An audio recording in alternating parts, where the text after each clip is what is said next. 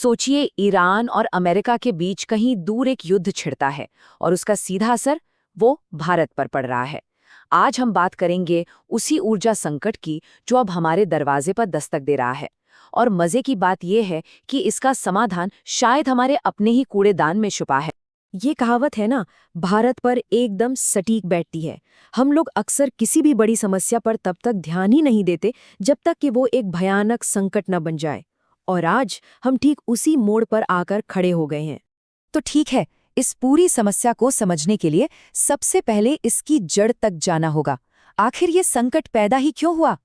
पूरी कहानी पता है इस एक नंबर में छुपी है, 85%। जी हाँ, भारत अपनी जरूरत का 85% कच्चा तेल बाहर से मंगवाता है। इसका मतलब ये हुआ कि हम अपनी एनर्जी के लिए बुरी तरह से दूसरे देशों पर निर्भर हैं।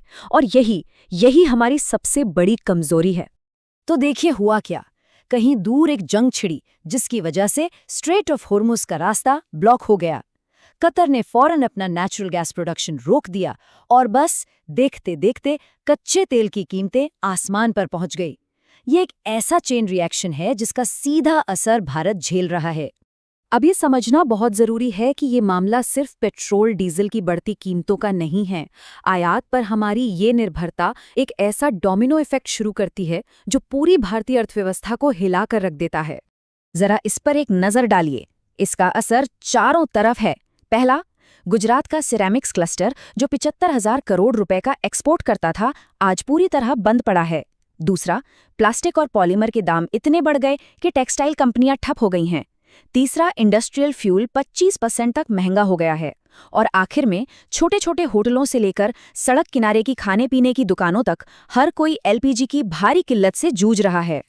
इसे और भी आसान भाषा में समझते हैं। मान लीजिए एक सैंडविच वाला है जो पहले 50 रुपए में सैंडविच बेचता था। अब एलपीजी की कमी की वजह से उसे वही सैंडविच 80 रुपए में बेचना पड़ रहा है। यही तो है महंगाई जो अब सीधा हमारी प्लेट तक पहुंच चुकी है। और अगर बड़े लेवल पर देखें तो दबाव हर तरफ से है। रुपए की कीमत डॉलर के मुकाबले 93 तक गिर गई है। अब इसे संभालने के लिए आरबीआई को अपना विदेशी मुद्रा भंडार बेचना पड़ रहा है। हमारा इंपोर्ट बिल आसमान छू रहा है और खाड़ी देशों से जो पैसा आता था उस पर भी अब एक बड़ा सवालिया निशान लग गया है। लेकिन नहीं, ये सिर्फ हमारी बुरी किस्मत नहीं है।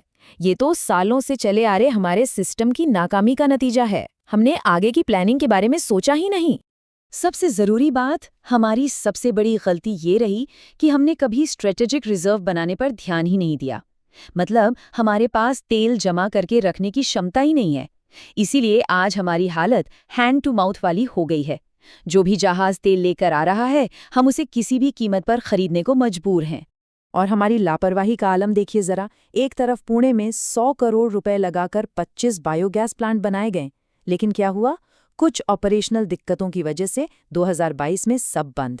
दूसरी तरफ सरकार की एक स्कीम थी सतत। टारगेट था 2024 तक 5,000 कंप्रेस्ड बायोगैस प्लांट बनाने का, और असल में बने कितने? सिर्फ 1332। मतलब मौके थे पर हमारे हाथ से फिसलते चले गए। चलिए, अब बहुत हुई समस्याओं की बात। अब जरा समाधान की ओर बढ़ते हैं। एक ऐसा समाधान जो बहुत शक्तिशाली है, पूरी तरह से देसी है और जिसे हमने आज तक नजरअंदाज किया है। और वो समाधान है बायोगैस।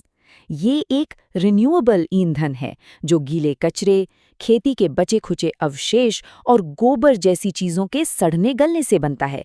यानी वो सारे संसाधन जो हमारे पास भरे पड़े हैं। दिलचस्प बात यह है कि बायोगैस हमें एक तीर से 3 निशाने लगाने का मौका देता है।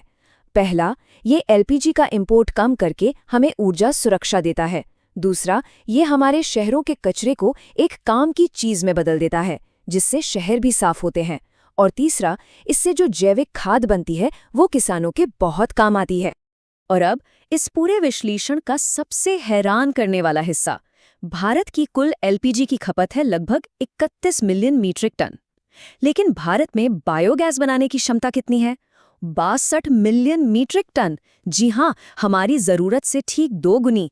अगर हम इसका आधा भी ढंग से बना लें तो हमें एलपीजी इंपोर्ट करने की जरूरत ही नहीं पड़ेगी।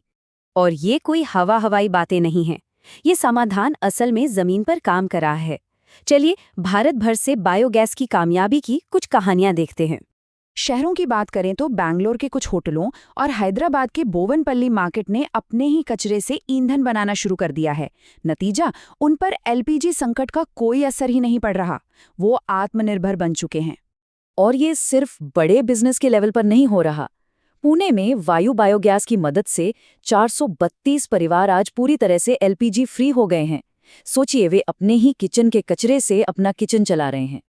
और ग्रामीण भारत में तो इसका असर और भी जबरदस्त है।